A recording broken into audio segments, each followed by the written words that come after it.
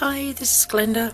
I'm sorry I don't have any kind of demo for you today, but I just thought I'd show you what I've been doing. Joyce had suggested using the waist part of the dimensional punch to do a chevron, so I did try that and it was fiddly, so I just thought I'd share that I had done it. I have been really good and used up all my cloud samples, so I just thought I'd show you because I had nothing else to offer, and to show you that they don't all have to be turned into scenery. Well, not scenery as such. That one, you know, they're just softly in the background, and the same with this one. I did attempt a ship, which is not my normal comfort zone. Well, I suppose none of these are. Scenery is not something I do very often, but I have been having fun, except that I had to do too many of them. So there's another oceany sort of one.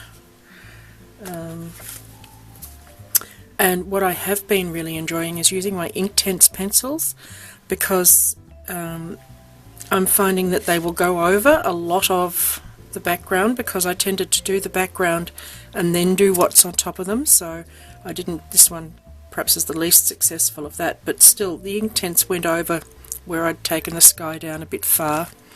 That one was just distress ink down on the bottom of it, so that's what I've been up to. But yeah, the Inktense pencils have been a pleasure to use on these.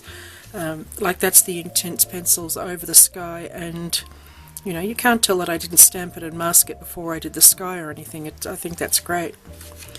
And this is probably another good example where I used them to, well, I used a mixture of Inktense and distress on these, but I mean, this is the tree is all Inktense, and it covered, like I'd already done the mountains and the grass, and it covered it pretty well, so I was, as I say, very pleased with those. I'm enjoying them.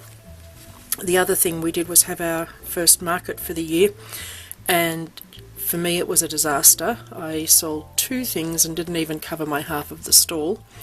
I'll put a picture up of our stand and of my part of the stand.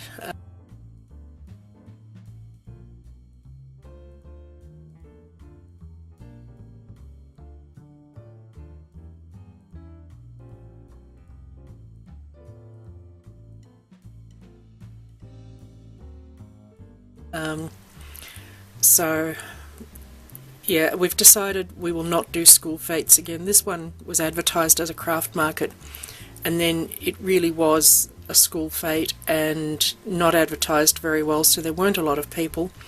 But at the fetes, the parents are there because the kids want to be there. The parents are not in shopping mode for Christmas or stocking fillers or anything like that. They're there for the kids to have rides, for the kids to buy something. The kids all sort of like had $5 each to spend, and there were show bags, so they bought show bags.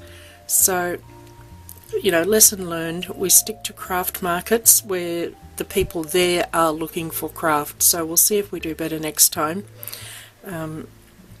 So I just thought I'd share that little bit of information learnt if you're thinking of doing markets, and yeah, forget the school fetes. Unless you know, like there's one we've heard of where people have said they've done well at it. Now, it's got a reputation for it, so I guess you get maybe a different group going to it, but unless you've got it on good recommendation that it's going to be a good craft one, I'd say just don't bother if it's a school fete.